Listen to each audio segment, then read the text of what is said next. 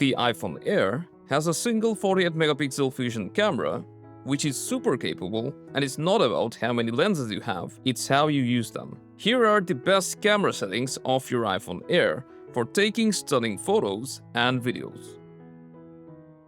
Let's begin from the camera app. It will open the photo mode when you launch it, and you can see here it's pretty simple. You have the zoom toggle at the bottom, where you can switch between 1x and 2x.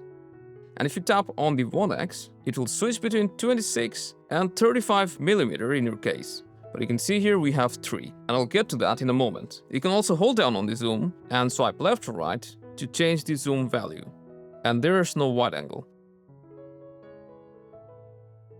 And if you scroll up from the bottom, you'll get more options from where you can toggle flash, enable or disable live photos, set a timer, and adjust exposure. And for exposure, to get the best lighting, it's recommended that you lower it down to -0.3 or 0.7. And now if you cross it out from here, you can see the exposure value on the top left, and it will remain constant even if you change the exposure using the sundial. You also have styles, and it just pre-applies a filter, but to get the most natural photo, you should stick to standard, and you can always edit your photos later. And at the bottom right corner, you have aspect ratio. You should keep it at 4:3, as this gives you the most info and doesn't crop your photos. And we don't want any cropping, as we can do it ourselves. On the top right, you'll see some quick toggles, which may show flash or live photo, and if you tap on these dots, it also opens more options. There's also a night mode, which only appears when you're shooting photos at low light. And you can switch to night mode from the top toggle, which will cycle it between auto and off. But here's a pro tip. If you enable night mode from the more options, you'll be able to toggle on night mode max, which will give you the ability to shoot night mode photos with 30 seconds exposure, which is perfect for astrophotography. And as you know, your iPhone Air also has the center stage camera, and if you tap on the icon, you can enable auto zoom and auto rotate, which will detect multiple people and switch to wide angle automatically. If you don't want that, you can toggle it off, and you can always switch to wide angle by tapping on this icon. You can also adjust the zoom by tapping here, which will zoom in and zoom out. But note that if you want to get the highest resolution photos, you'll need to select wide angle and zoomed out. Any other options will give you lower megapixel photos. Now let's switch to video. And here you'll have the same center stage options, and you also have the new feature called dual capture, from where you can capture both your front and back camera. And not just that, you can also save them as separate files. Now let's switch to the main camera, and on top you can switch to 4K at 60 FPS or 24 for cinematics. And if you just want to shoot regular videos, then HD at 60 can save you a lot of storage. And for the more options in video mode, as you can see here, you have to set the exposure separately for video mode, and this applies for all other modes.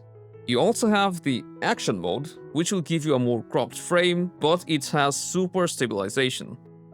You also have the camera button, which you can use to open camera with a single press, then press again to take photos, and hold to take videos. Not just that, if you half press on the camera button, you'll be able to swipe up or down to adjust different camera values. To switch to other settings, you double half press on it, and now you can switch between exposure, depth control, zoom, cameras, etc.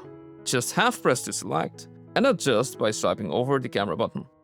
But there's also some other modes which you can access by swiping on the bottom bar, or you can also swipe left or right. But these options doesn't even scratch the surface, and you don't even have access to the highest resolution possible. So to unlock your camera's full potential, open Settings, go to Camera.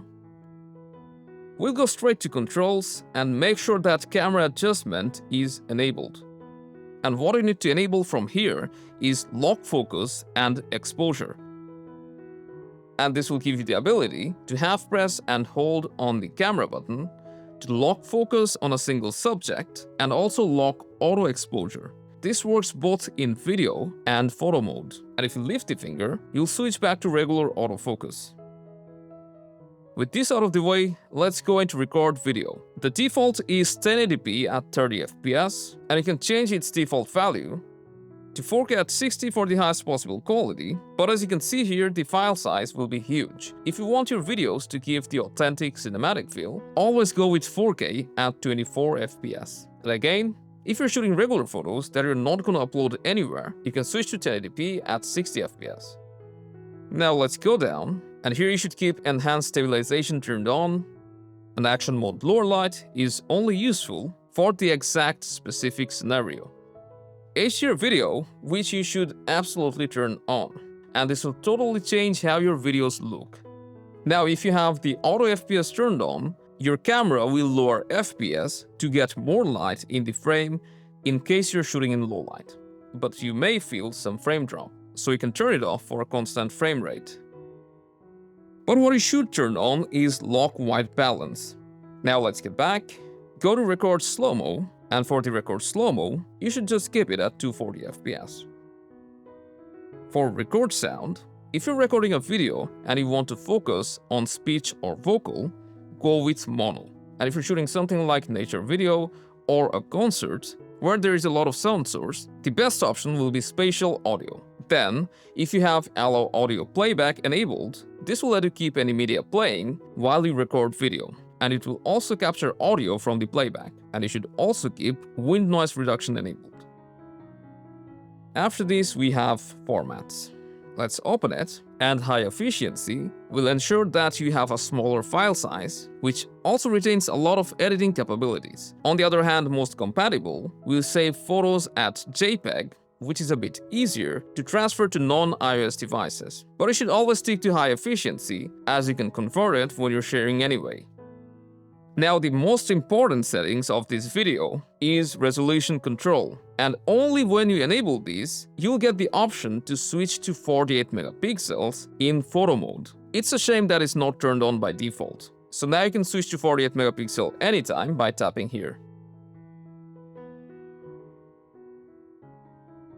Right below format we have preserve settings, and what this does is retain the changes that you make in the camera app. For example, when the camera mode is turned off by default, and you say switch to portrait in the camera app, then close it, the next time you'll open it, it will go back to photo.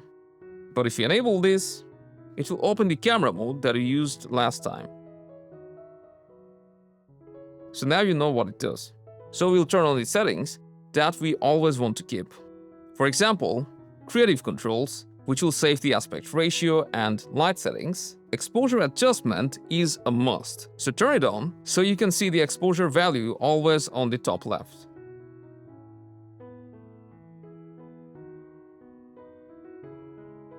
And don't forget to toggle on resolution control, or else it will switch off 48 megapixels whenever you get out of the camera app. It's recommended that you turn off live photo if you're not planning on using it. This will save you some space. Now let's go back.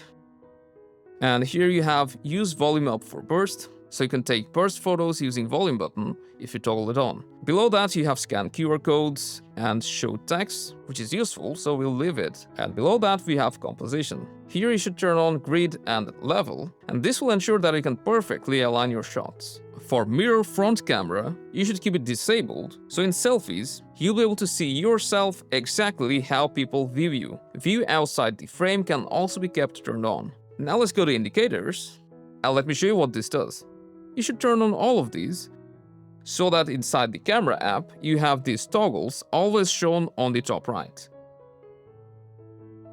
Now let's go to the Fusion camera, and here you can see the 28mm is toggled off by default. So make sure to turn it on, which will give you a smaller adjustment of 1.1 times that I showed you earlier. Now we have only a few toggles left. Portraits in photo mode, which you should keep turned on, and this will give you the option to apply blur to non-portrait photos. Prioritize faster shooting, you should keep disabled.